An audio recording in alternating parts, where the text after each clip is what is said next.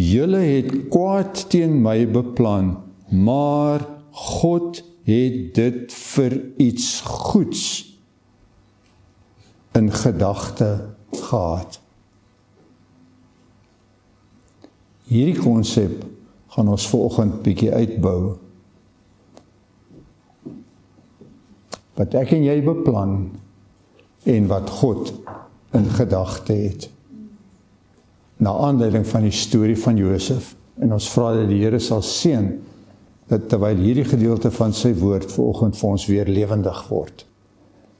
Raai wat doen ek as ek nie op Robertson kom gesels met julle nie? Wat doen ek in die week? Raai. Skool? Ek dink jy doen nie. Ja, ek hou nie skool regtig nie. Ja, ek leer. Maar weet jy wat? Ek is 'n dokter. En ek behandel kindertjies en groot mense met oogprobleme. Met oogsiektes. Ons doen operasies op oë. Nou, hier is nou nie 'n regte oog nie. Maar dit is eintlik 'n balletjie. Maar ons oogies is verskriklik belangrik. Weet julle wat gebeur nou die dag? 'n seentjie kom my sien. Hy was in graad 1. Jy's in graad 1. Ek kan dit sien. Slim ouetjies. Hy was in graad 1 en weet wat gebeur by die skool? Een van sy maatjies word kwaad vir hom. En hy vat 'n potlood en hy steek hom binne in sy oog. En daai ouetjie kan nie meer sien met daai oog nie. Hy het blind geword met daai oog.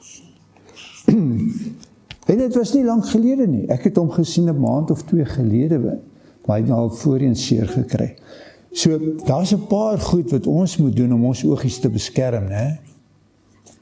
Ons moet nie, liefs nie met ketties speel nie, liefs nie klippe gooi nie vingers in ander kinders se oë sit nie.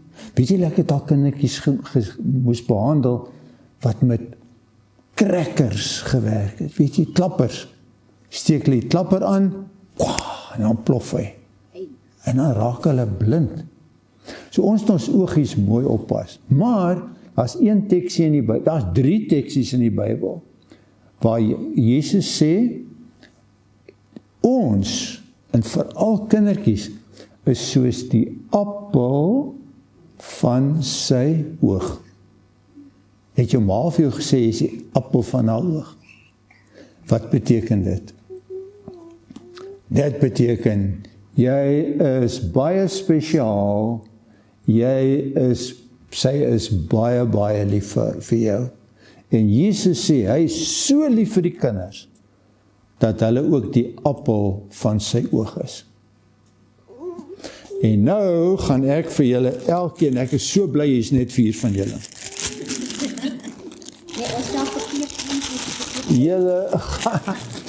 Julle gaan elkeen 'n appel kry. Jy is die grootste, jy kan die groot appel kry.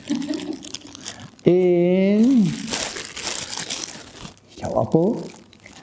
Daar is jou appel. En daar is jou appel. En as julle weer appel eet, dan dink julle aan Jesus wat gesê het, ek is die appel van sy oog. Ek is baie spesiaal vir hom. En vir mamma, en vir pappa, en vir my maatjies. En my oogies is baie spesiaal.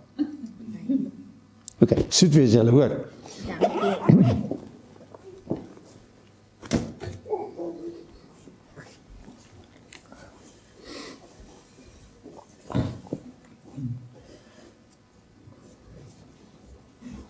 In hierdie stadium gaan ek oorgee aan ons sprekers.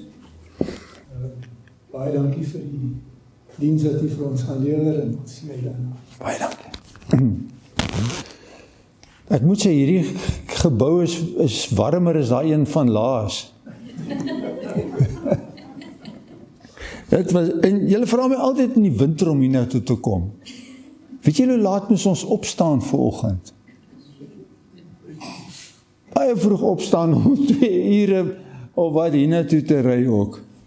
Nietemin, dit is altyd lekker om in te ry op 'n Sabbathooggend, né? Ek gaan julle nooi en julle gaan dit baie makliker kan volg as jou Bybel oop is vanoggend. En dan gaan jy nooi om jou Bybel oop te maak by Genesis hoofstuk 37. Genesis 37.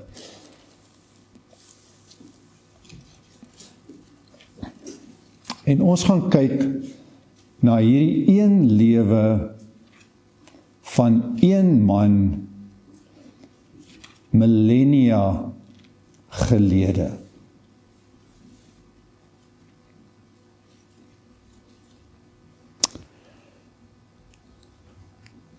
Sy oudste broer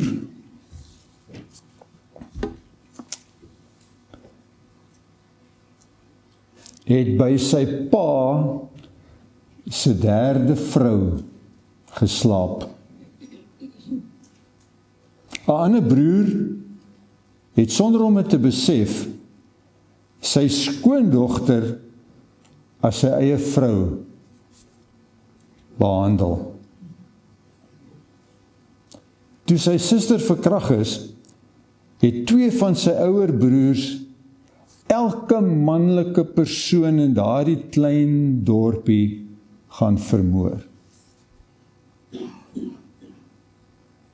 Selfs sy eie moeder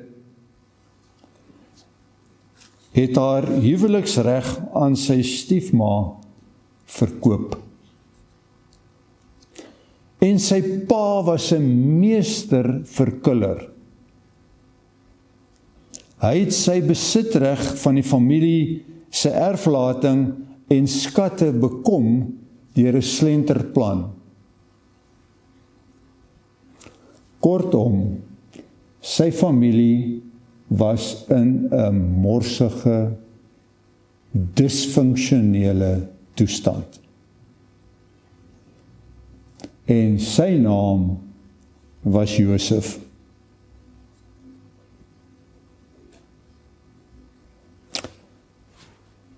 Sy familie was deurspek van gebroke verhoudings.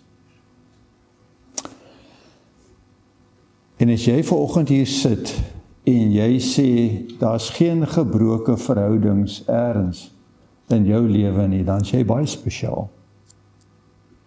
Want vandag nog leef ons in 'n wêreld vol gebroke verhoudings. En ek wonder partykeer, Paul, as daar nie gebroke verhoudings was nie, of die kerk nog enige funksie sou gehad het. Want die kerk se taak is om verhoudings te herstel. En as nie gebroke verhoudings in die lewe was nie, die sielkundiges en psigiaters dalk nie werk gehad nie. Want dis gewoonlik dikwels die oorsaak. In sy klassieke boek het Carlyle B. Holmes, die boek is gepubliseer deur Review and Herald, 'n klompie jare gelede. En die titel van die boek is God Sent a Man. Daar sê hy die volgende, ek quoteer: The story of Joseph, son of Jacob, constitutes the most fascinating and impressive tale in the literature of humanity. The most fascinating tale in the literature of humanity. Vanoggend nooi ek julle, sluit by ons aan terwyl ons gaan kyk bietjie na hierdie meesterstuk van stories. Dis werklik 'n literêre meesterstuk.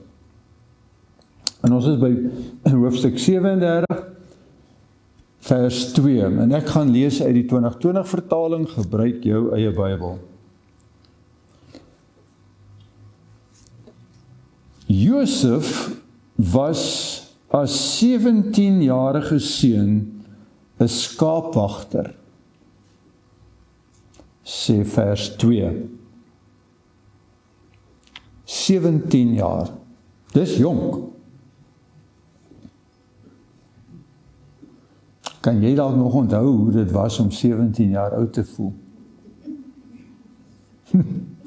Dis 'n bietjie lank gelede, maar al wat ons weet, dis kwesbare tye.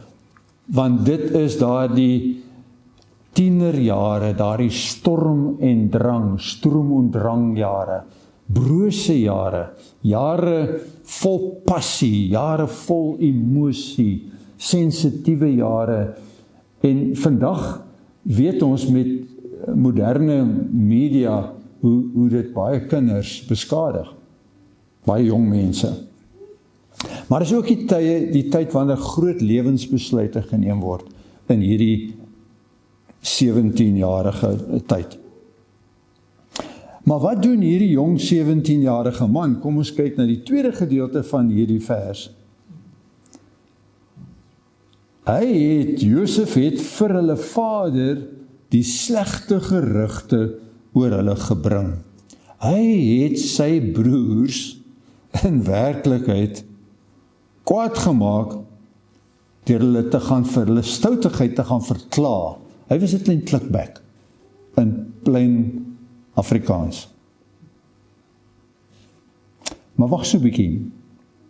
Wat sê vers 3? Israel, dit is nou sy pa Jakob, was lief vir Josef, meer as vir al sy ander seuns, want hy was vir hom die seun van sy ouderdom.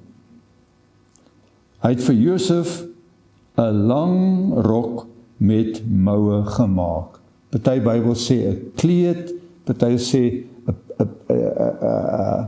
'n kleed van baie veelkleurige kleed. So Josef was in werklikheid sy pa se appel in sy oog. Hy was sy pa se witbroodjie. Sy pa se laat lam.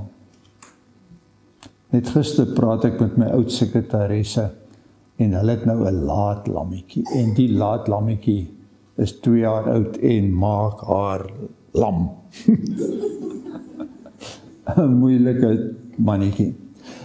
Maar Jakob was baie lief vir hierdie seun van hom en hy maak vir hom toe 'n pragtige kleed.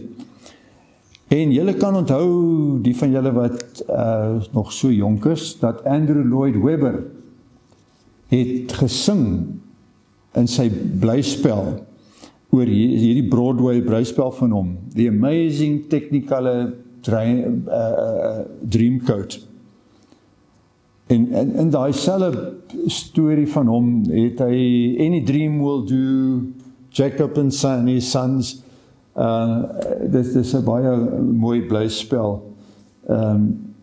En Makala Holmes skryf in hierdie selfe boek van hom op bladsy 29, It was the garment of a prince. It was given to Joseph for the purpose of marking his superiority, of making a distinction between him and his ruder brothers. No wonder they bore a grudge against him. In vers 4, in my vertaling sê dit, hulle het 'n weersin in hom gekry. They bore a grudge, 'n weersin, want hy was pa se witbroodjie. Maar weet julle, as ons mooi deur die verhaal kyk, wat julle so goed ken, ontdek ons dat Josef, waar hy gegaan het, waar hy heen beweeg het, waar die lewe hom heen geneem het, het hy altyd vorentoe beweeg en boontoe. Dink maar daaraan, plaas hom tussen sy broers, en hy kom bo uit. Maak van hom 'n slaaf en hy vorder tot die posisie van persoonlike vertroueling. Maak van Josef 'n slaaf en hy vorder tot die posisie van 'n persoonlike vertroueling van Potifar. Gooi hom in die tronk en kort voor lank is hy in beheer van al daai gevangenes. Sit hom in die koningshuis van Farao en voor jy weet, haal Farao sy seelring af en hy maak hom gouverneur van die hele Egipte. Genesis 29 net 'n entjie aan, vers 23 sê, wat Josef ook al aangepak het, die Here het hom laat slaag.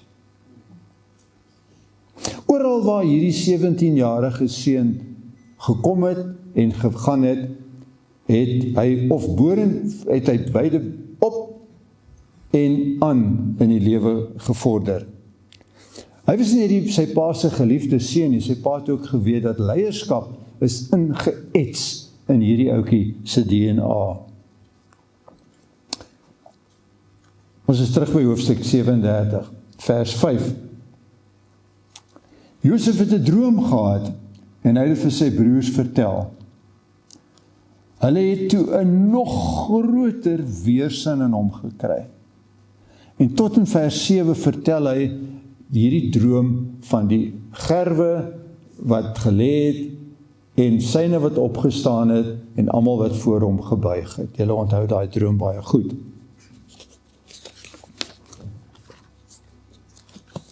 In vers 8 van hoofstuk 37 sê die volgende. Sy broers het vir hom gesê, gaan jy regtig oor ons koning word? Gaan jy regtig oor ons heers? Hulle het toe 'n nog groter weerstand in hom gekry. Die wrok in hulle harte het net groter en groter geword. Die fraktuur in gesinsverhoudinge het net groter en groter geword.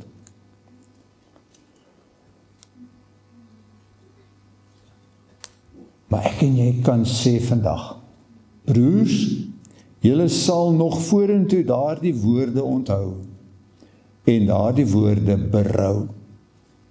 Vers 8 se woorde. Die storie gaan aan.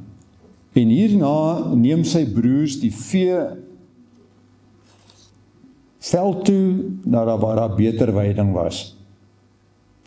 En pa Jakob sê vir Josef, luister Josef, neem 'n bietjie van ma se lekker kos, ma se lekker tuisgebak, vat dit na jou broers toe, en kom terug en vertel vir my, hoe gaan dit daar met my vee, en met my seuns in Sichem. En vandag wil ek en jy sê, Vader Jakob, dink jy nou regtig, dit was 'n goeie idee? Dink jy nou regtig, om jou geliefde seun na daai broers van hulle te stuur, daai broers, wat hom nie eers voor hulle oë kon verdra nie, dieselfde broers, wat 'n groot weerstand in hom gehad het, dink jy regtig, dit was 'n goeie idee?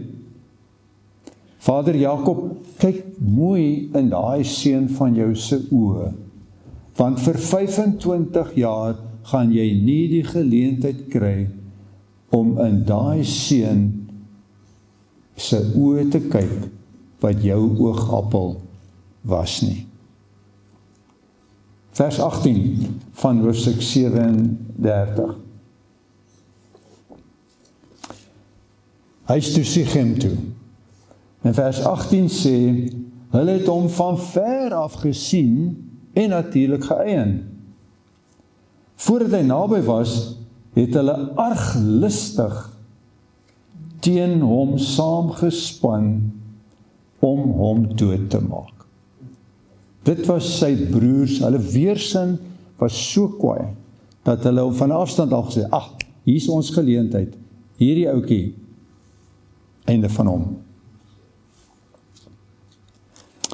Maar Ruben, ouwoed, Ruben gryp in.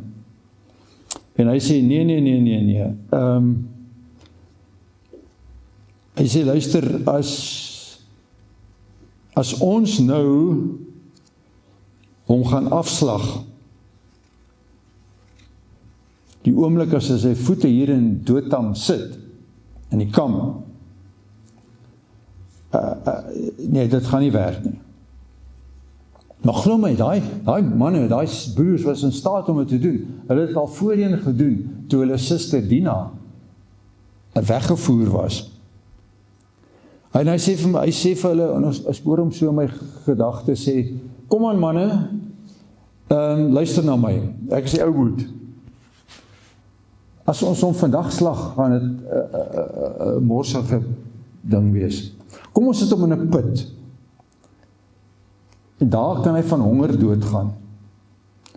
En sê, hartlike drome kan dan saam met hom doodgaan. Maar ek en jy weet dat dit was eintlik Ouboet se plan om hom in die nag te gaan uithaal daar en vir hom te sê, Josef, stil nou, hardloop, vat die pad, gaan huis toe. Maar Josef se drome kon nie bewaarheid word as Josef die pad gevat het huis toe, of as Josef in die put gesterf het nie.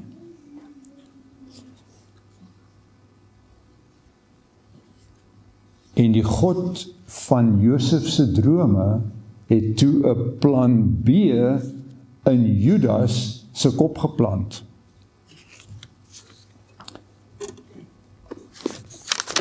En Judas word besluit om wat te doen? Om hom te verkoop, besigheid te doen met hierdie broer van hom. En vers 25 sê vir ons hoe hulle begin die 20 silwerstukke aftel het. Sefer, Wahid, Ichtian, 1, 2, 3, tot by 20. Silwerstukke gekry en hulle eie vlees en bloed so verkoop vir 20 muntstukke. Kan jy indink watter emosies het deur hierdie 17-jarige seun gegaan? Verwerping, verraad. Begin nie eers daai emosies beskryf nie. Maar vandag weet ek en jy dat Judas se plan B, Ruben se plan C, of is dit Ruben se plan A, maar wat ook al, daardie plan van Judas was eintlik God se plan A. Les 1. Sommige van ons hier vanoggend, en ek sluit myself in, mag dalk sê, ek is al reeds te midde van plan B, met wat ook al my krisis is. Of ek is al selfs te midde van plan C of plan D, en ek het nog steeds nie hierdie krisis opgelos nie. En mag ek vanoggend voorstel, dat dit wat vir jou en vir my plan B lyk, dalk net besmoontlik God se plan A is vir my lewe. En vanoggend wil ek vir jou sê, moet net nie daardie drome wat jy het, laat wegglip nie. Wat ook al die drome is, hou vas aan daardie drome. As 'n beroemde storie oor Sir Winston Churchill van Engeland. Sommige mense betwis die egtheid van hierdie storie, maar wel, dit is hoe die storie gaan. Na by die einde van sy loopbaan, gaan hy toe terug, word hy genooi om 'n toespraak te gaan gee, by die seunskool wat hom amper uitgeskop het een keer, by Harrow in Engeland. Toe die groot dag aanbreek, na hulle hom voorgestel het, en daar 'n groot akklamasie was, want toe is Sir Winston Churchill die groot eerste minister van Engeland, hy het die oorlog gewen teen Duitsland, en hy begin toe, en hy gee sy toespraak, en sy toespraak, sy boodskap was die volgende: Young men never give up. Never give up. Never give up. Never, never, never, never, never, never give up.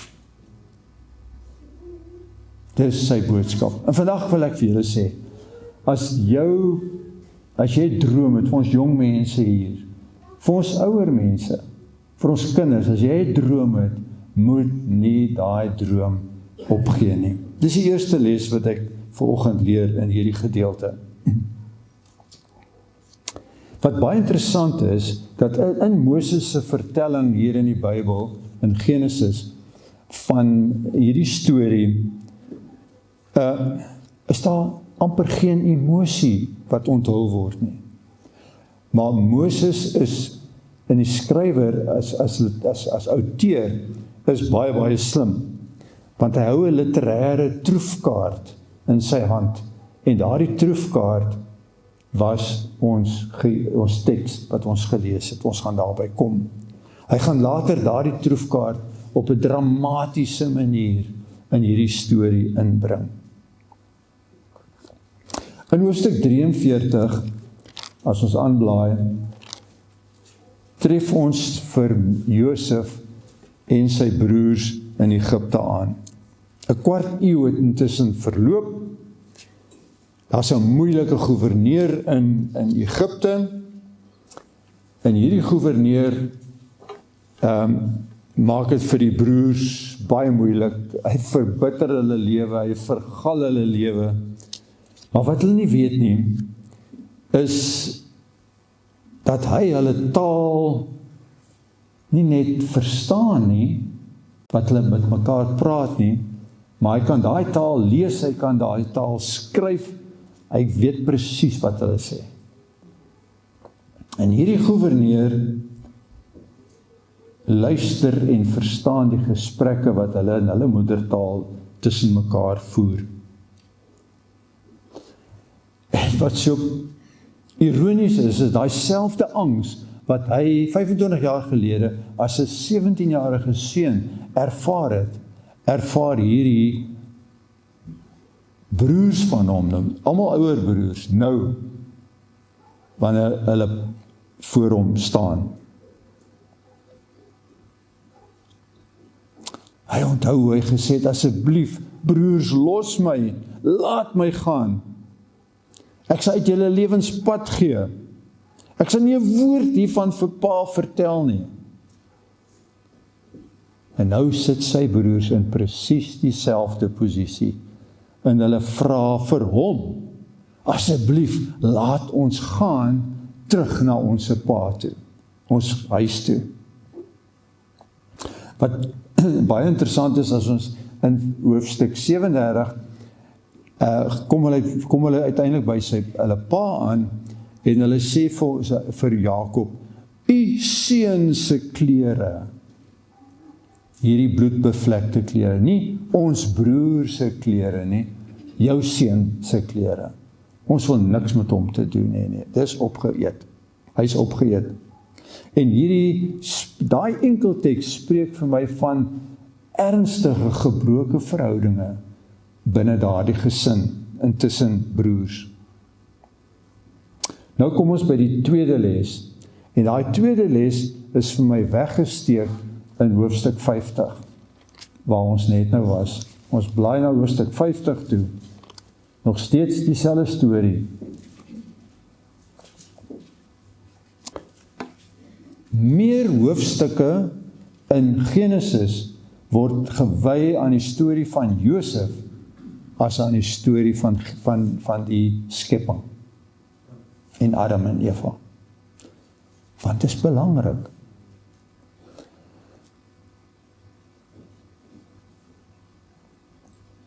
Na Vader Jakob se begrafnis is sy broers eers bewend en beangs. Want nou is hulle seker dat Josef gaan wraak neem. Oor hoe hy hulle hom destyds behandel het. Vers 15 van hoofstuk 50. Toe Josef se broers besef dat hulle vader dood is, sê hulle, as Josef 'n wrok teenoor ons koester, gaan hy ons beslis terugbetaal vir al die kwaad wat ons hom aangedoen het. Hulle het geweet, hier is nou moeilikheid, want pa het gelewe en pa het nou maar die rem getrap. Maar nou is ons in die moeilikheid.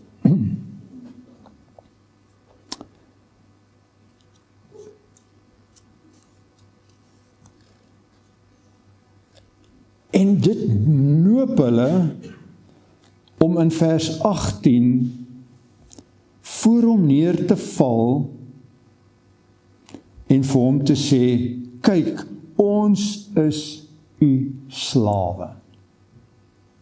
Hierdie angs, hierdie vrees, hulle gaan eerder sy slawe wees, as om deur hom gemartel te word of doodgemaak te word. Maar weet julle, as jy net terugblaai na vers 17 van dieselfde hoofstuk, wat het Jakob as 'n wyse vader vir hulle gesê, voor hy dood is? Vers 16. Die vader het voor sy dood opdrag gegee, so moet julle vir Josef sê, vergewe tog asseblief die oortreding van jou broers en hulle misstap. 'n Goeie pa, 'n goeie ma, probeer altyd vrede bring binne 'n gesin. Vergewe asseblief jou boetie, jou boeties, vergewe jou sussie. En hoe reageer Josef op hierdie versoek om vergifnis? Vers 17 se heel laaste sinnetjie. Hoe reageer Josef? Josef het gehuil toe hulle met hom begin praat. Hulle kom vra om vergifnis en Josef kon dit nie glo nie. Hy was emosioneel so ontsteld en hier bring Moses hierdie literêre meesterstuk na klimaks. En hy bring die emosie in, die vergifnis, die Moses Josef se huil, die manier hoe hy reageer op hierdie versoek tot vergifnis. Hy was so geraak. In vers 19 sê vir hulle, broers, moenie bang wees nie, want is ek in God se plek? Met ander woorde, ek oordeel julle nie. Moenie bang wees nie. Maar hy sê dit nie net nie. Vers 20. Julle het kwaad teen my beplan, maar God het dit vir iets goeds in gedagte gehad. Julle het, en onmiddellik laat dit my dink aan wat Paulus gesê het in die Nuwe Testament, in Romeine 8 vers 28, ons ken dit so goed. Ons weet dat God alles ten goeie laat meewerk vir hulle wat hom liefhet, vir hulle wat volgens sy voorneme geroep is. God bly in beheer. God bly in beheer.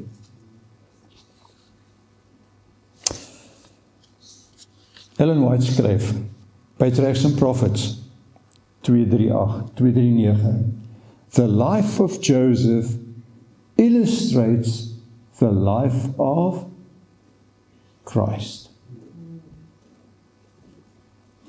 Joseph, through his bondage in Egypt, became a savior, small s, to his father's family. The life of Joseph illustrates the life of Christ. En nou as jy mooi gaan kyk na daai konsep, vinnig, 'n paar parallelle. Ek weet julle gaan dit nie alles onthou of af te skryf nie, maar parallelle tussen Josef en Jesus in hoofstuk 37. Nommer 1. Beide van hulle was die geliefde seun. Josef, kosbaar vir sy pa. Matteus 3 vers 17 sê, toe die stem daai die hemel kom, toe sê dit is my geliefde seun. Al twee geliefde seuns. Beide van hulle was die verhewe seun. Die hele verhaal van Josef spreek hoe hy verhewe was, spesiaal was in sy pa se oë. Filippense 2 sê Paulus, elkeen in die hemel en elkeen op die aarde, elke knie en elke tong sal erken dat Jesus Christus die Here is, want God het hom tot die hoogste eer verhef. Al twee die verhewe seuns. Al twee was die gehoorsame seuns. Josef gehoorsaam aan sy pa, Jesus gehoorsaam aan sy vader. Ek het gekom om u wil te doen, gehoorsaam. Maar al twee was ook die gehate seuns. Ons het gesien sopas hoe Josef gehaat was deur sy broers. En Jesus vertel self in sy storie oor die landbouers en die wingerd, toe die seun, hoofletter, arriveer, het hulle hom so gehaat, dat hulle hom doodgemaak het. En hy verwys na homself. Al twee die gehate seun. Al twee was ook die verraaide seun. Josef verraai vir 20 silwerstukke, Jesus verraai vir 30. Beide was ook die geofferde of die geslagte seun. En nou gaan jy vir my sê, nou praat ek onsin. Josef was mos nie geslag nie. Maar kan ek vir jou sê, toe hulle met daai bloedbevlekte kleed, wat so mooi is, was, by sy pa aankom, sou jy en sy pa kon oortuig, dat Josef nie geslag was nie. Sy pa het geglo, hy was dood en verslind. En net so, Jesus, dit sê so mooi in Openbaring 5 vers 9, u is waardig om die boeke te neem. Hoekom? Omdat u geslag is. Openbaring 19 vers 13, die ruiter op 'n wit perd het gesê, het klere aangehad wat met bloed deurweek was. Jesus die geslagte. So hierdie, daar's nog 'n hele klomp sulke parallelle tussen Josef en Jesus. En dis waarskynlik hoekom Moses soveel tyd spandeer het om die verhaal van Josef vir ons neer te skryf. Dit was les nommer 2. Les nommer 3.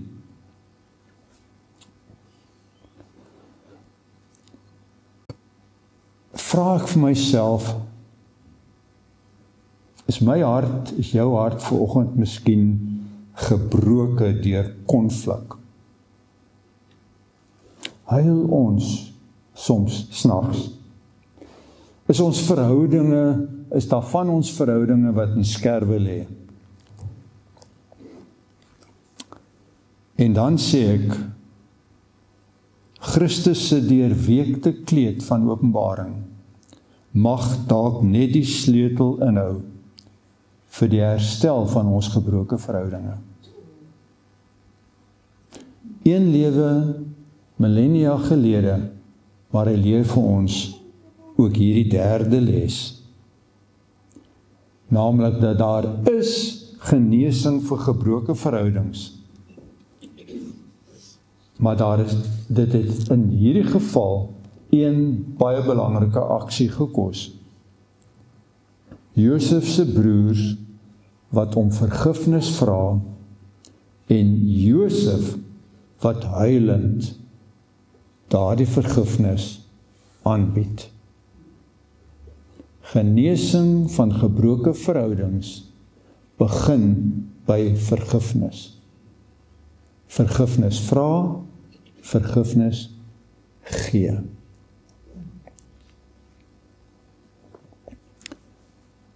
En dan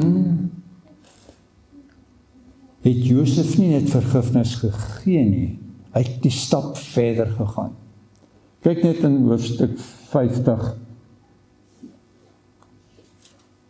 vers 21, en daar eindig sy storie. Hy sê vir hulle, omdat ek julle nou vergewe het, met ander woorde, dus, moenie bang wees nie, ek self sal julle en julle afhanklikes van kos voorsien. So het hy hulle getroos en mooi met hulle gepraat.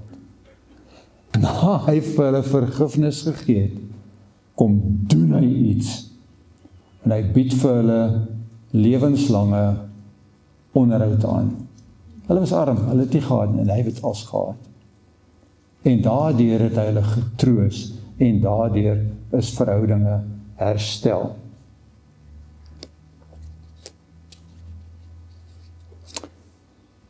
Jy sien,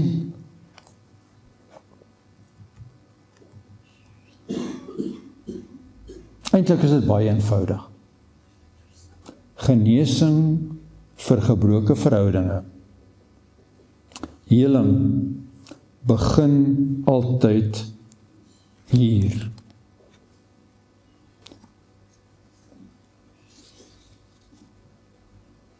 Genesing moet altyd eers binne in myself plaasvind. En dit vind net plaas wanneer ek self gekonfronteer word en gekonfronteer is deur Jesus se bloed wat vir en namens my op Golgotha se kruis 2 millenniums gelede gestort is. Nog 'n lewe millennia gelede, maar die lewe van Jesus. En 1 Johannes sê vir ons, die bloed van Jesus Christus, sy seun, reinig ons van alle sonde. En geliefdes, is eers wanneer ek gereinig is van my sonde deur sy bloed, sy vergifnis, dis eers dan wanneer ek in staat is om te vergewe en gebroke verhoudinge te herstel. Geen genesing is moontlik vir my gebroke, verwarde, verydelde verhoudingsdrome, totdat my eie hart nie daardie genesingsbloed ervaar en aanvaar het nie. Want daardie genesingsbloed se ander naam is vergifnis, sy ander naam is trane. En slegs wanneer ek vergewe is en het werklik besef, ek moet werklik besef, werklik aanvaar, dan is ek gereed en in staat om my medemens ook te vergewe. Verbeel jou een oomblik hoe hierdie verhaal sou geëindig het as daar nie vergifnis was nie. Ek wonder of hierdie verhaal ooit in die Bybel sou wees, of Moses dit ooit sou opskryf. Een lewe, millennia gelede, 3 lesse. Les nommer 1. Moet nooit moed verloor en jou drome van vergeet nie. Les 2. God is in beheer en hy laat alles altyd saamwerk om sy oorhoofse plan vir jou lewe en my lewe deur te voer. En ek en jy moet net berus by daardie plan. Les 3. Vergifnis is die sleutel tot die herstel van al ons gebroke verhoudings.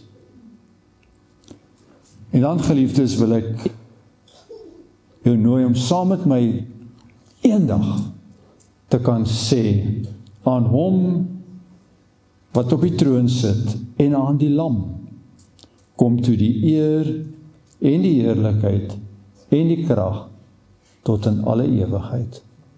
Amen.